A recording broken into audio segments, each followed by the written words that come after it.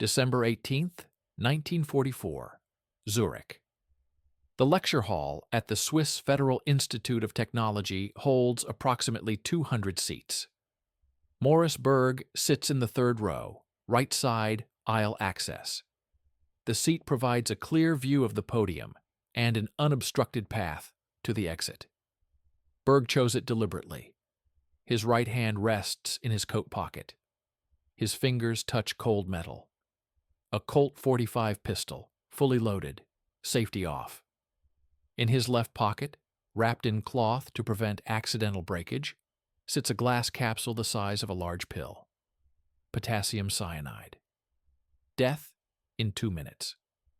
The hall fills slowly. Academics, students, a few Swiss military officers in civilian clothing. Zurich in December is cold, and the attendees wear heavy coats. No one searches bags. No one checks identification. This is a public lecture on theoretical physics, not a state function. The Swiss maintain neutrality through willful blindness. German officers vacation in Swiss resorts. Allied intelligence operatives rent apartments in Swiss cities. Everyone pretends not to notice. Berg does not look at the other attendees. He watches the podium. In approximately 10 minutes, Werner Heisenberg will walk onto that stage. Heisenberg is 43 years old, winner of the Nobel Prize in Physics, one of the most brilliant scientific minds in Europe, and the man leading Nazi Germany's atomic weapons program. Berg has been sent to determine whether that program is close to success. If the answer is yes, Berg has been ordered to kill Heisenberg in this room, and then swallow the cyanide capsule before Swiss security can intervene. Berg is a professional baseball player. 15 seasons as a catcher in the major leagues. He last played for the Boston Red Sox.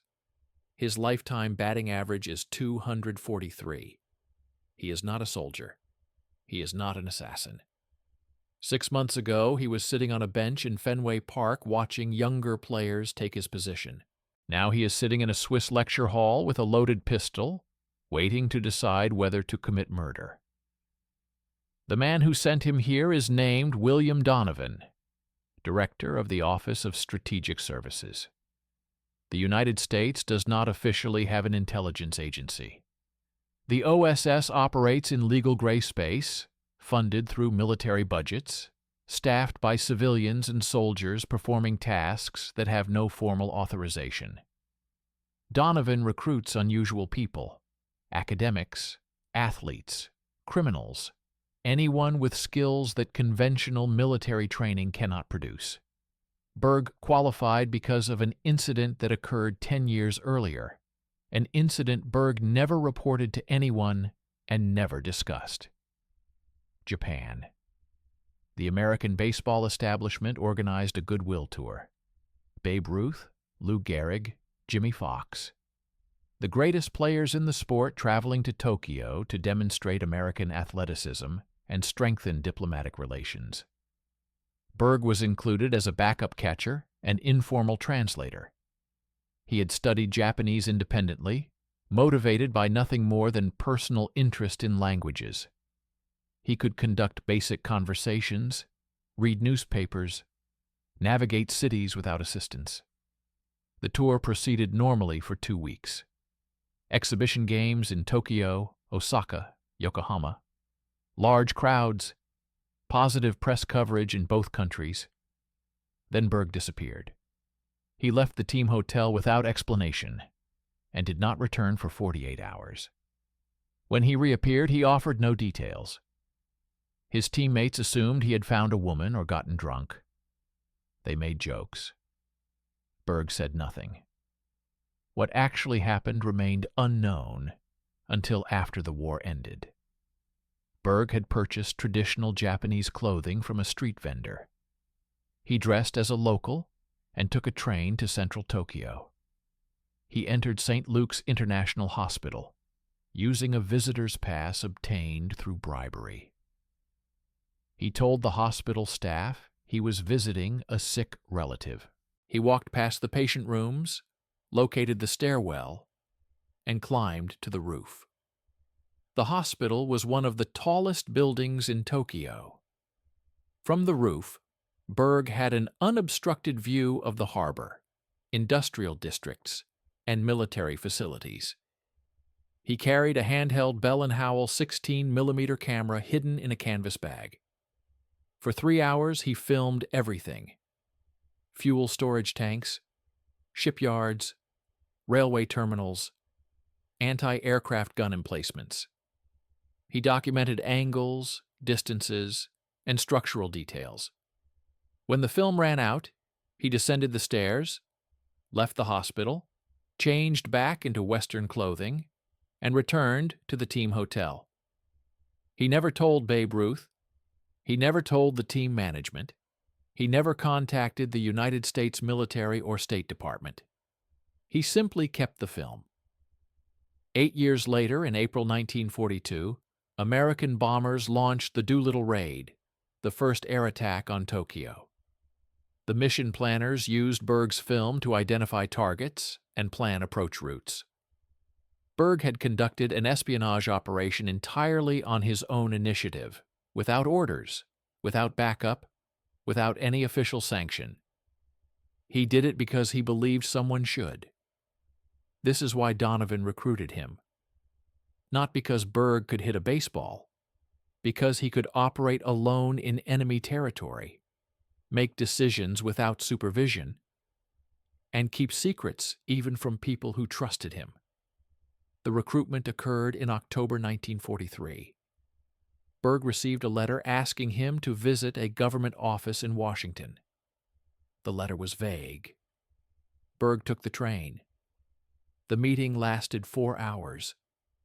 Donovan explained that the United States needed intelligence operatives who could function independently in Europe. He did not mention atomic weapons. He asked whether Berg would accept an assignment requiring secrecy, extended travel, and significant personal risk. Berg said yes immediately. Donovan asked why he was willing to commit without knowing details. Berg said, because someone should. The same answer he could have given in Tokyo in 1934. Training began in November at an OSS facility outside Washington. Berg learned to kill with his hands, with blades, with improvised weapons. He learned radio operation, code construction, and surveillance techniques. He fired pistols and rifles until the instructors were satisfied with his accuracy. The other trainees were mostly in their 20s. They treated Berg with confused respect. He was older, quieter, and never asked questions. He simply watched demonstrations, replicated techniques, and moved on. In January 1944, Berg attended a meeting with 3 men in civilian clothing who identified themselves as physicists working on a classified project. They did not provide names. One of them explained that the United States was developing a weapon based on atomic fission.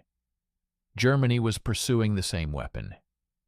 If Germany succeeded first, the war would be lost. Intelligence indicated that Werner Heisenberg led the German program. Heisenberg occasionally traveled to neutral Switzerland to deliver academic lectures. Berg's mission was to attend one of these lectures, assess whether Heisenberg's comments indicated an advanced weapons program, and if so, kill him immediately. Berg asked how he would recognize technical information indicating weapons development when he had no training in physics.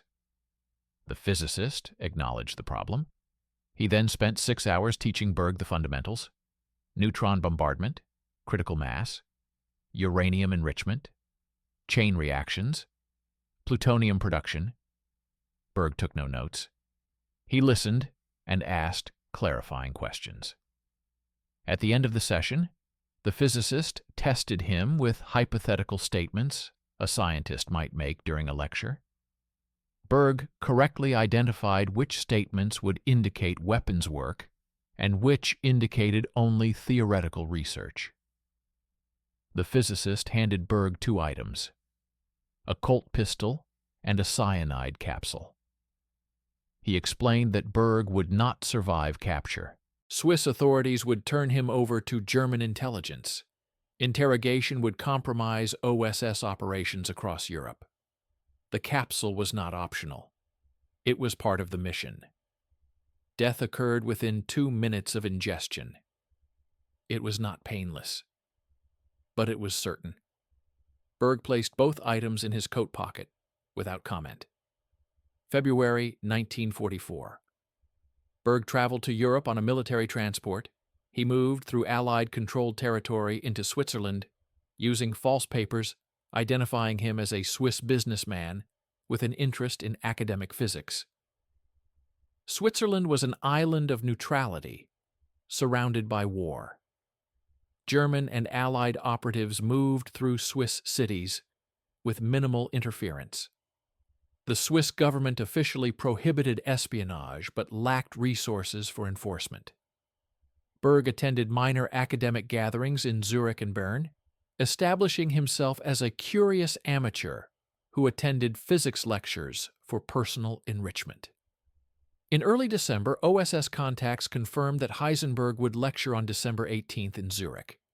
The lecture was open to the public. Berg obtained a ticket. He spent the following days reviewing the technical questions the physicists had given him.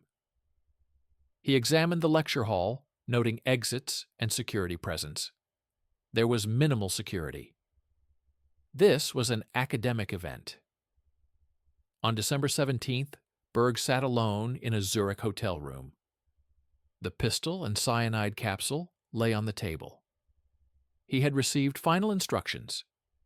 If Heisenberg's lecture indicated Germany was close to a functional weapon, Berg was to act. The consequences were clear. Killing a prominent physicist during a public lecture would create an international incident. Switzerland would demand accountability. The OSS would deny knowledge of Berg's existence. If he survived long enough to be captured, he would be executed as an assassin. The cyanide was mandatory. Berg placed the items in his pockets and walked through the cold Zurich streets to the lecture hall. The walk took 30 minutes. He did not hurry. Now he sits in the third row. His hand rests on the pistol. The hall is nearly full. A door opens at the front of the room. A thin man with graying hair steps onto the stage. Werner Heisenberg. He carries a folder of notes. He does not look at the audience. He arranges his papers on the podium, adjusts the microphone, and begins to speak in German. Berg's hand tightens on the pistol. The lecture has begun. Werner Heisenberg speaks for 3 minutes before Berg begins to understand the German. Not because the language is difficult. Berg's German is fluent. The problem is the subject matter. Heisenberg opens with matrix mechanics and quantum states, theoretical concepts delivered in rapid technical German that assumes advanced physics training. Berg forces himself to focus. He is not here to understand every equation. He is here to identify specific indicators. Heisenberg's voice is calm, almost monotonous. He does not perform. He presents. He refers to his notes occasionally but speaks primarily from memory. Berg scans the room without moving his head. No security personnel are visible. The doors at the rear remain open. If Berg fires the pistol, he will have perhaps 15 seconds before anyone reaches him. Enough time to put the cyanide capsule in his mouth. Not enough time for doubt. Berg's instructions were explicit. If Heisenberg mentions practical applications of fission technology, industrial-scale uranium enrichment, or weaponization timelines, those are indicators of an advanced program. If he discusses only theoretical physics with no reference to engineering challenges, Germany is likely years away from a functional weapon. Berg must distinguish between a scientist exploring ideas and a scientist reporting progress. 10 minutes into the lecture, a man enters through the rear door. He wears a dark coat and moves slowly along the back wall. He does not sit. He stands near the exit, arms crossed, watching. Berg notices him in peripheral vision. Swiss plainclothes security, or German intelligence. Possibly neither. Possibly just a latecomer with no interest in sitting. Berg's pulse elevates. His hand remains motionless in his coat pocket. Heisenberg moves to his second point. He discusses neutron behavior in uranium isotopes. He uses the chalkboard to write equations. Berg recognizes some symbols from his briefing. U-235, the fissile isotope. Heisenberg explains that separating it from the more common U-238 presents significant challenges. He describes centrifuge methods and gaseous diffusion. These are the techniques Washington warned Berg to listen for. But Heisenberg does not describe them as solved problems. He describes them as theoretical possibilities requiring resources he does not identify as available or unavailable. His language is careful. He says what could be done, not what has been done. Berg's hand tightens on the pistol. The problem is interpretation. Heisenberg is too intelligent to accidentally reveal classified information in a neutral country. If the German program is advanced, Heisenberg would speak cautiously. Therefore, caution itself might be an indicator, or it might simply be normal academic discretion. Berg was told he would know. The physicists in Washington assured him the difference between theoretical discussion and practical application would be obvious. It is not obvious. The man at the back of the room shifts position. He is watching the audience, not the lecturer. His gaze moves across the rows methodically. Berg does not turn his head. If the man is security, looking directly at him confirms interest. Berg keeps his eyes forward. Heisenberg continues speaking. The man remains standing. 20 minutes. Heisenberg discusses reactor design. He mentions cooling systems, moderator materials, graphite, heavy water. These terms indicate plutonium production. Plutonium can be used in weapons, but mentioning them does not confirm Germany has built reactors. It confirms only that Heisenberg understands how reactors function. A man in the front row raises his hand. Heisenberg pauses and acknowledges him. The man asks about neutron cross-sections. Heisenberg answers for 2 minutes. The answer includes references to experimental data. Experimental data means experiments have occurred. But experiments can be small-scale. Laboratory work with gram quantities of material. That does not indicate weapons production, which requires kilograms. Berg realizes he is constructing justifications for inaction.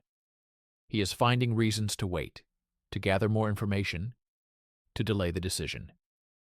His orders were clear: assess and act. But assessment requires certainty, and certainty is absent. If he kills Heisenberg based on ambiguous statements about reactor theory, he will have murdered a man for discussing physics. If he does not kill Heisenberg and Germany detonates an atomic bomb over London in 6 months, he will have failed. The man at the back exits through the rear door. Berg exhales slowly. The threat, real or imagined, has passed. But tension does not decrease. It relocates. Now the threat is not external observation. It is internal paralysis.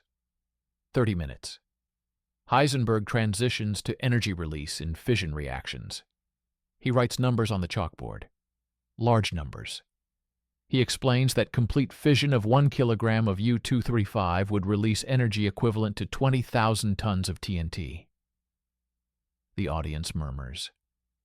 This is the power that makes atomic weapons relevant. Heisenberg does not say whether Germany possesses 1 kilogram of U-235. He does not say whether Germany is attempting to acquire it. He states the physics. Berg's pulse is elevated. He notices this clinically. His breathing remains controlled, but his heart rate has increased. He has killed animals. He has never killed a person.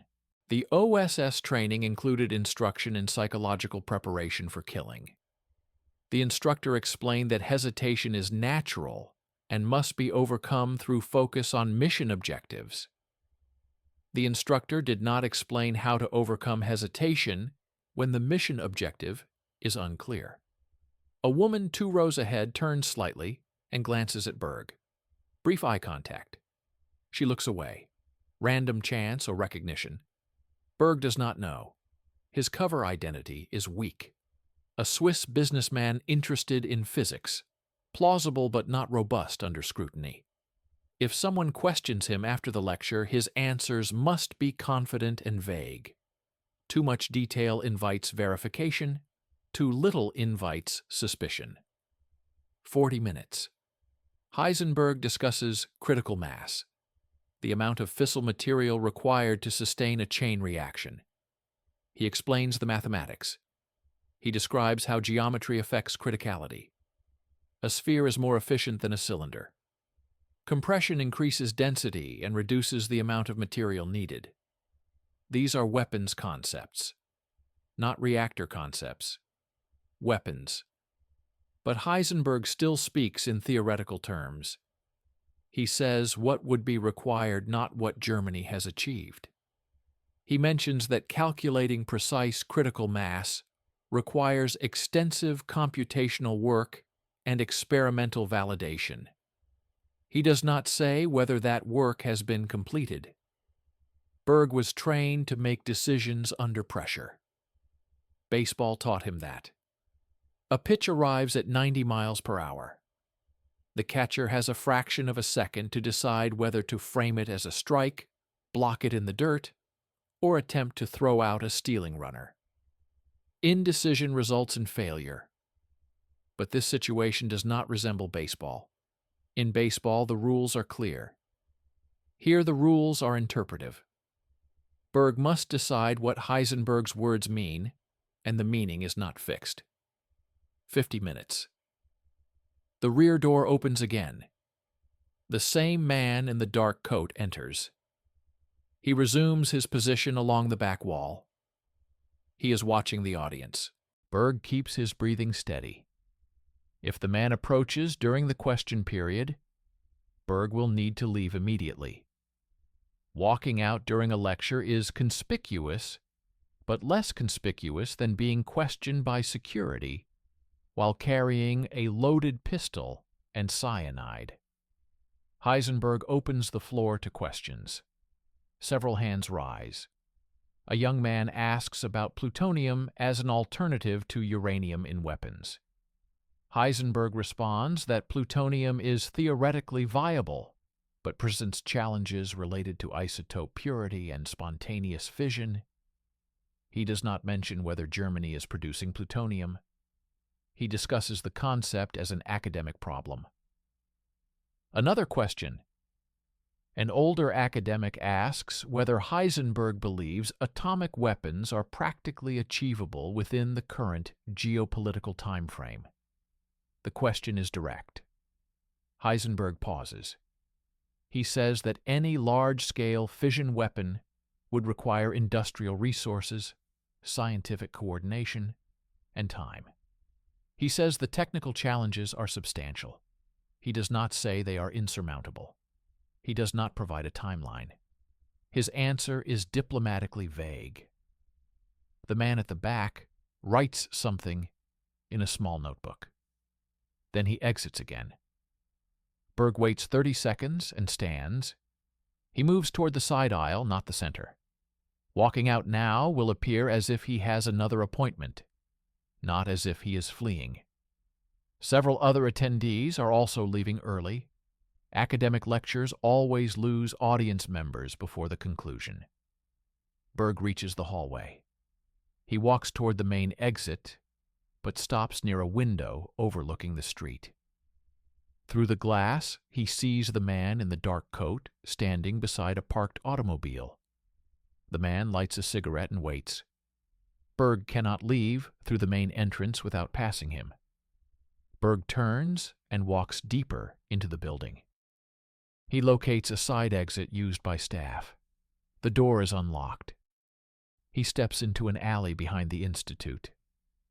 Cold air. No one visible. He walks 2 blocks before allowing himself to assess. Heisenberg is alive. The lecture provided no definitive evidence of an advanced weapons program. Heisenberg spoke carefully, theoretically, without confirming or denying practical progress. Berg could return to the lecture hall. Heisenberg will remain for questions. Berg could approach him directly, engage in conversation, ask more specific questions in a private setting. But the man in the dark coat is waiting near the main entrance. If Berg returns, he risks observation or confrontation. If Berg does not return, he loses the opportunity for direct contact with Heisenberg. Berg makes the calculation. Risk versus intelligence value. He has orders to assess, not to gamble. The lecture was ambiguous. Direct contact might clarify. But direct contact also increases the chance of exposure. And exposure means capture, interrogation, and the dismantling of OSS operations across Europe. Berg chooses preservation over clarification. He walks away from the institute, 3 blocks, 4 blocks. He stops in a recessed doorway and removes his hand from his coat pocket. The pistol is still there. The cyanide capsule is still there. He has used neither. Heisenberg is alive and answering questions in a lecture hall 4 blocks away. Berg does not know whether he has succeeded or failed. He knows only that the decision has been made and the moment has passed, and he is still alive in a city where someone may have been watching him. Morris Berg returns to the United States in September 1945. The war in Europe has ended. The war in the Pacific has ended. The Office of Strategic Services is being dissolved. Berg files his final reports and awaits reassignment that never comes. He receives notification that he has been awarded the Medal of Freedom, the highest civilian honor the United States government can bestow. The citation is vague. It mentions distinguished service in intelligence operations. It does not mention Switzerland. It does not mention Heisenberg. Berg declines the medal. He provides no explanation. OSS officials ask him to reconsider. They explain that the award recognizes extraordinary contributions under dangerous circumstances. Berg repeats his refusal. The officials ask why. Berg says he does not wish to accept it. They ask again. He leaves the office. The medal is placed in storage. 5 months earlier, Berg had sent a coded telegram from Zurich to Washington. The message was brief. Subject attended lecture on theoretical physics. Discussion remained academic. No evidence of practical weapons development observed. Subject exhibited caution consistent with wartime security protocols. Assessment inconclusive. Recommend continued monitoring. The telegram did not mention the pistol in his pocket, or the cyanide capsule, or the decision to walk away. Berg filed a longer written report 3 days later describing Heisenberg's statements in technical detail. He concluded that Germany's atomic program appeared to be years behind the American effort based on the tenor and content of the lecture. He added that this assessment could not be verified without access to German facilities. Berg was correct. In April 1945, the Alsos mission entered Germany and located the German atomic research program in a town called Haigerloch. Beneath a church, in a wine cellar, in a cave carved into rock, they found a cylindrical structure 8 feet tall, heavy water tanks, uranium cubes suspended on cables, graphite blocks arranged in a crude lattice. The entire German nuclear program relocated underground to escape bombing. The reactor had never achieved sustained fission.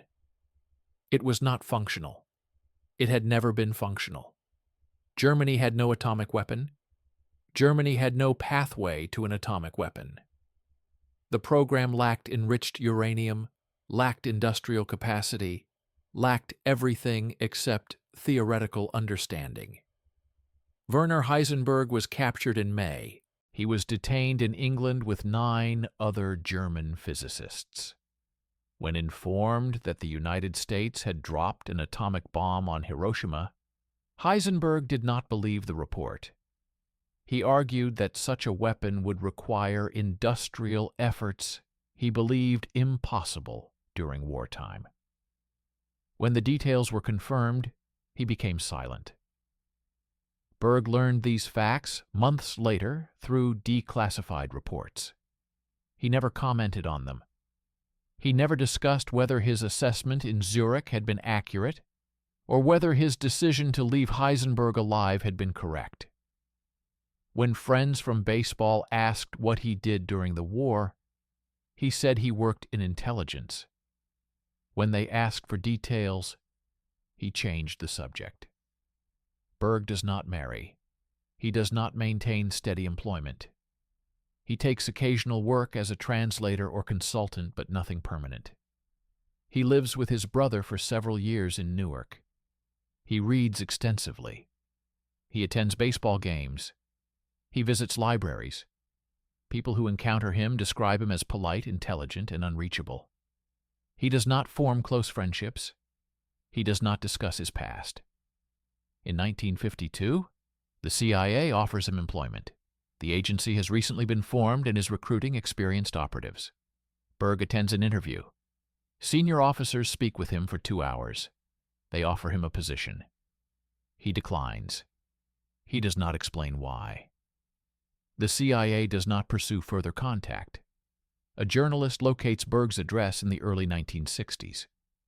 The journalist has been researching OSS operations and has learned that Berg was involved in missions related to German atomic research. He arrives at Berg's apartment unannounced. Berg answers the door. The journalist explains that he is writing about wartime intelligence work and would like to ask about Switzerland. Berg listens without expression. The journalist asks specifically about Heisenberg. Berg says he attended a lecture once. The journalist asks what happened. Berg says, nothing happened. He closes the door. Berg begins experiencing health problems in early 1972. He is diagnosed with an abdominal condition requiring hospitalization. He enters Clara Moss Medical Center in Newark in May. His condition deteriorates. On May 29th, his brother visits. Berg is conscious but weak. They speak briefly about family matters. A nurse enters to check vital signs. As she prepares to leave, Berg asks her a question. How did the Mets do today? The nurse does not know the answer. She promises to find out. She leaves the room to check. Before she returns, Morris Berg dies. He is 70 years old. The funeral is small. Former teammates attend. A few men who knew him during the war attend. No one delivers a eulogy mentioning Switzerland or Zurich, or the lecture where a man sat with a loaded pistol and a cyanide capsule and chose to do nothing. Berg left no written account of that evening. He left no diary. He left no explanation of why he walked away or whether he believed the decision was correct. The details of Germany's atomic failure were not fully public during Berg's lifetime. The Alsos findings were partially classified. The interrogation transcripts from Heisenberg's detention remained sealed for decades. Berg died without official confirmation that Germany had been years away from a weapon. He died without knowing that his assessment in the telegram had been accurate. He died without knowing whether his restraint had been wisdom or failure. In 1974, Berg's family donates his personal papers to a historical archive. The collection includes notebooks, letters, and scattered documents from his baseball career. There is almost nothing from his intelligence work. One item is included without explanation: a small cloth pouch containing a glass capsule. The capsule is intact. It has never been opened. The Medal of Freedom that Berg refused remains in government storage. In 2008, the medal is accepted posthumously by his sister at a ceremony in Washington. A reporter asks her why Berg originally declined the honor.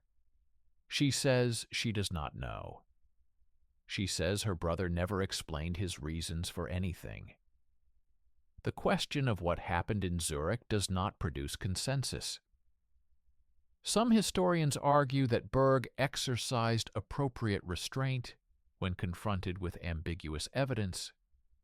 Others argue that his orders were to assess and act, and that his failure to act represented incomplete execution of the mission. A few suggest that Berg was psychologically incapable of political murder and that the assignment was flawed from inception. Berg provided no answer. He spent 27 years after the war in silence. He refused honors. He avoided questions. He lived alone. When he was dying, the thing he asked about was a baseball game. The pistol and the cyanide capsule were returned to OSS custody in early 1945. Both items were logged and stored. There is no record of what happened to them after the agency was dissolved. They may have been destroyed. They may still exist in an archive somewhere. Two objects that were carried into a lecture hall in December 1944 by a man who had been ordered to commit murder and chose uncertainty instead. Werner Heisenberg died in 1976. He gave interviews after the war in which he offered contradictory explanations for why Germany's atomic program failed. Sometimes he suggested that he had deliberately impeded progress because he opposed giving Hitler such a weapon. Other times he described the failure as a result of insufficient resources and poor coordination. He never provided a definitive account. The transcripts of his conversations while detained in England suggest he was genuinely surprised that an atomic bomb was possible during the war. Whether that surprise was authentic or performed remains disputed.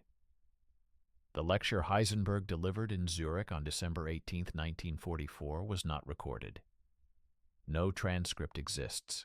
The only account comes from Berg's written report, which describes Heisenberg's statements in general terms without quoting him directly. What Heisenberg actually said, the specific words he used, the precise tone in which he discussed uranium enrichment and critical mass, are gone. The moment exists now only as Berg remembered it, and Berg is dead. What remains is a question that was never answered. Berg walked into a lecture hall with the authority to kill a man if he judged that man's work threatened the survival of nations. He walked out without firing. Whether that choice was correct depends on information Berg did not possess at the time and did not live to confirm. The decision was made in uncertainty, and it remained in uncertainty. The last thing Morris Berg said before he died was a question about baseball. Not about the war, not about Heisenberg, not about the mission that defined the rest of his silent life. He asked about a game. The nurse left to find the answer. By the time she returned, there was no one left to tell.